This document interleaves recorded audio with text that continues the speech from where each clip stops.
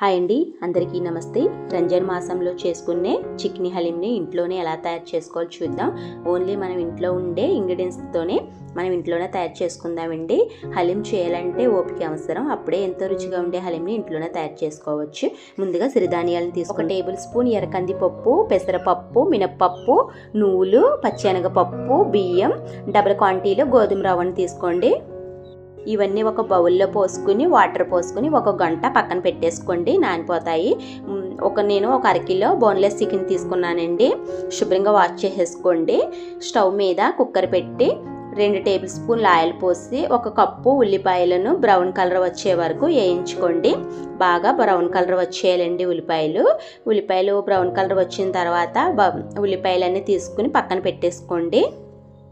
ఇప్పుడు 1 table spoon నెయ్యిని తీసుకోండి. నెయ్యిని తీసుకుని అందులో డ్రై ఫ్రూట్స్ని, బాదం, జీడిపప్పుని వేయించి బ్రౌన్ కలర్ వచ్చే వరకు వేయించేసుకోండి. ఈ డ్రై ఫ్రూట్స్ని కూడా తీసి పక్కన పెట్టేసుకోండి. ఆ ఆయిల్లోనే 2 దాల్చిన చెక్క, 3 లవంగ మొగ్గలు, యాలక్కాయలు, 4 మిరియాలు, 1 బిర్యానీ ఆకు వేసి బ్రౌన్ కలర్ వచ్చే వరకు వేయించుకోండి. అందులోనే 1 కప్పు ఆనియన్స్ని కూడా వేసి బ్రౌన్ కలర్ వచ్చే వరకు వేయించేసుకోండి. తర్వాత 1 టేబుల్ స్పూన్ అల్లం వెల్లుల్లి పేస్ట్ని కూడా వేసి బ్రౌన్ కలర్ వచ్చే వరకు బాగా వేయించేసుకోండి. ఇప్పుడు మనం ముందుగా వాష్ చేసుకున్న చికెన్ని అందులో వేసేయండి.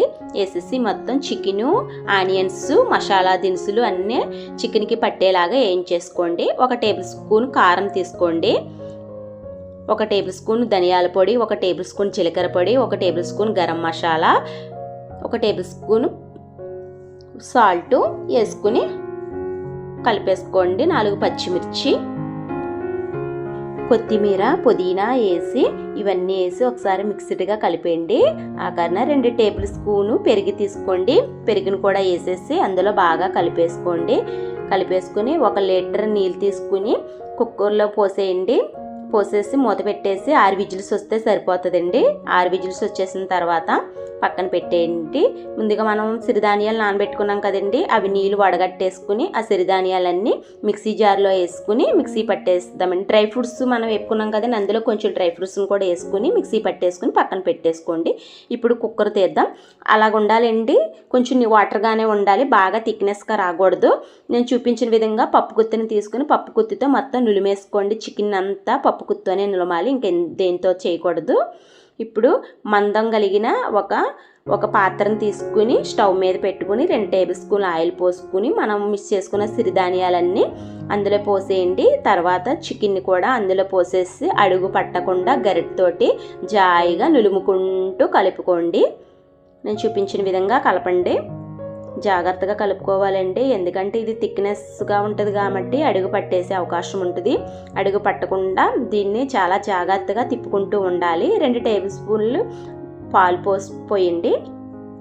పాలు కూడా పోసిన తర్వాత చూసారు కదా, అలాగ బుడగల కింద వచ్చేయాలండి, అంటే ఉడికిపోతున్నట్టు. ముందుగా మనం వేయించుకున్న ఆనియన్స్లో కొంచెం ఆనియన్స్ని తీసుకుని వేసేయండి.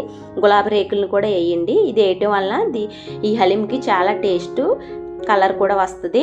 2 టేబుల్ స్పూన్లు నెయ్యి తీసుకుంటూ పప్పు గుత్తుతో అలా నులుముకుంటూ పోయండి. హలీంకి ఉన్న సీక్రెట్ ఏంటంటే నెయ్యితో అలా పప్పు గుత్తుతో తిప్పుకుంటూ నెయ్యి పోయడమే దీనికి ఉన్న సీక్రెట్. ఈ హలీంకి చాలా టేస్ట్నెస్ వస్తుందండి. అంతేనండి, హలీం రెడీ అయిపోయినట్టే. మీరు కూడా ఇంట్లో ట్రై చేసి హలీం ఎలా వచ్చిందో నాకు కామెంట్ పెట్టండి ప్లీజ్ అండి. నా ఛానల్ సబ్స్క్రైబ్ చేసుకోండి, ఒక లైక్ ఇవ్వండి, నా వీడియోని